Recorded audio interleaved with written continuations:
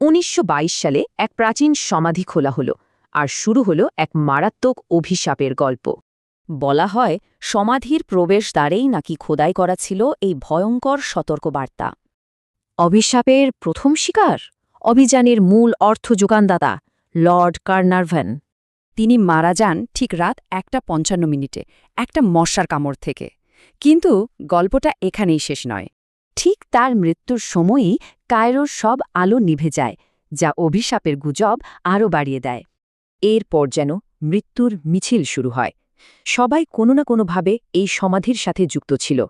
কয়েক বছরের মধ্যেই এই অভিশাপের শিকারের সংখ্যা গিয়ে দাঁড়ায় ২২-এ। মিডিয়াতে তখন তুমুল আলোড়ন। এরপর পাওয়া গেল অভিশাপের চূড়ান্ত প্রমাণ, স্বয়ং রাজা তুতের মমিতে। তার গালের ক্ষতটা ছিল ঠিক সেইখানে যেখানে কার্নারভনকে পোকা কামড়েছিল। এই কিংবদন্তি ছিল ভয়ঙ্কর, কিন্তু এর পেছনে সত্যিটা ঠিক কী ছিল? শুরু করা যাক সেই বিখ্যাত সতর্কবার্তা দিয়ে। আসলে ওটার কোনো অস্তিত্বই ছিল না, পুরোটাই মিডিয়ার বানানো।